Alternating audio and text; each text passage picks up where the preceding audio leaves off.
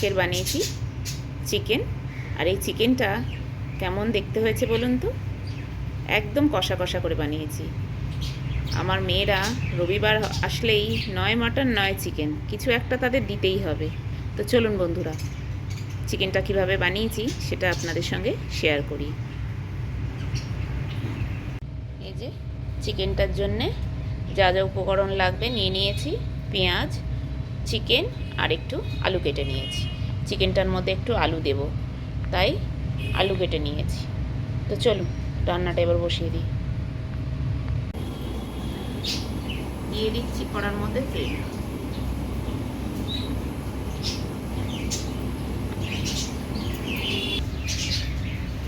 দিয়ে দিচ্ছি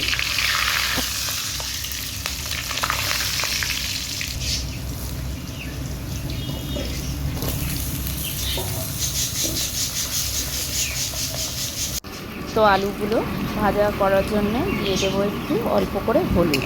আর এই আলুর মধ্যে হলুদ দিয়ে দিলে রঙটা খুব ভালো আসে, তো তাই আমি তেলটার মধ্যে আলুগুলো ছেড়ে হলুদ দিয়ে দিয়েছি। এবার আমি দিয়ে দেব অল্প করে নুন। নুনটা একটু বেশি হয়ে গেছে, অল্প করে নুন দিয়ে দিলাম। এই যে এবার আলুগুলো বেশ ভালো করে ভাজা করে নিয়েছি। আর দেখুন ভালো করে লাল লাল করে ভাজাও হয়ে গেল। এবার আলুগুলো তুলে নেব।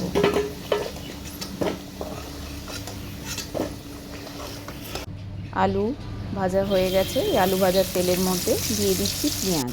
পেঁয়াজটাকে বেশ ভালো করে আমি ভেজে নেব, একটু ব্রাউন ব্রাউন করে। পেঁয়াজটা ভাজা করার জন্য একটু দিয়ে দিচ্ছি নুন। পেঁয়াজের মধ্যে নুন দিয়ে দিলে কী হবে, পেঁয়াজটা বেশ ভালো নরম হয়ে যায়। তো তাই পেঁয়াজ ভাজার সময় আমি সব সময় একটু নুন দিয়ে দিই। এবার দিয়ে দিচ্ছি রসুন আর আদা বাটা, রসুন বাটা দিয়ে দিলাম। দিয়ে রসুনটা আর আদাটা ভালো করে পেঁয়াজের সঙ্গে কষিয়ে নেব। আমি এই মাংসটা করব কিন্তু একদম জল ছাড়া। আর জল ছাড়া মাংস খেতে আমার মেয়েরা খুব পছন্দ করে। এই মাংসটা পুরো ঢেকে ঢেকে দম দিয়ে করব। এবার আমি এক এক করে মশলা দিয়ে দিচ্ছি। লঙ্কার গুঁড়ো আর হলুদ গুঁড়ো, যেগুলো রেগুলার থাকে সেই মশলাগুলো দিয়ে দিলাম। এই মশলাটা এবার খুব ভালো করে কষিয়ে নিচ্ছি। মশলাটা কষিয়ে নেওয়ার পরে এই যে হালকা হালকা তেলও ছেড়ে দিচ্ছি। এবার আমি নাড়াচাড়া করে দিয়ে দেবো এবার চিকেনটা দিয়ে দিলাম। এই চিকেনটা দিয়ে এবার আমি নাড়াচাড়া করে নেব।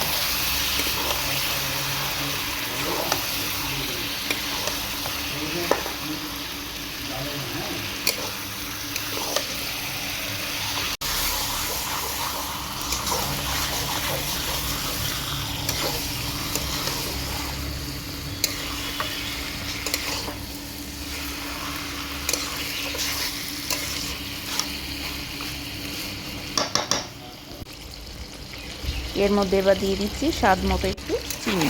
আর এই চিনিটা দেওয়ার পরে আরও ভালো করে মাংস থেকে তেল ছেড়ে যাবে আর মাংসটা খেতে আরও বেশি স্বাদ লাগবে। তাই আমি একটু অল্প করে স্বাদ আনার জন্য চিনি দিলাম। এবার আমি মাংসটা বেশ কষে রান্না করব। এবার দিয়ে দিচ্ছি ভেজে রাখা আলুগুলো। এবার মাংস আর আলুটাকে খুব ভালো করে কষাবো আর একদম ধিমে আঁচে ঢেকে ঢেকে মাংসটা কষাবো। এই যে একবার কষিয়ে নিচ্ছি, এরপরে আমি ঢেকে রাখবো।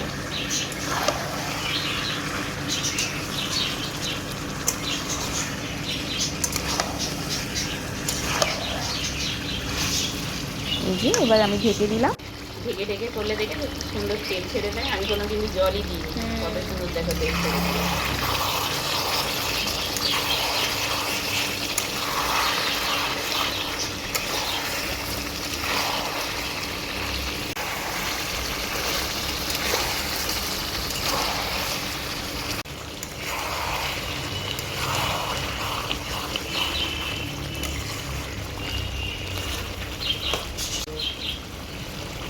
আলু অনেক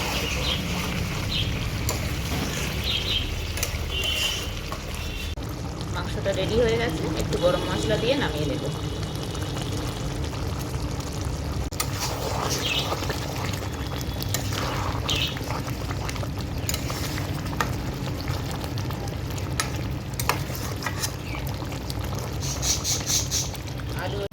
আলুটা কত সুন্দর সিদ্ধ হয়েছে।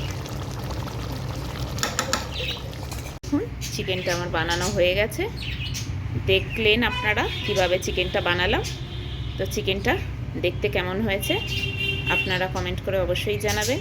আর আমার ভিডিওটা যদি আপনাদের ভালো লেগে থাকে তাহলে একটা লাইক করে বন্ধুদের সঙ্গে শেয়ার করে দেবেন। তো এখনকার মতো টাটা, দেখা হচ্ছে পরের একটা নতুন ব্লগে। সবাই ভালো থাকবেন, সুস্থ থাকবেন, সাবধানে থাকবেন।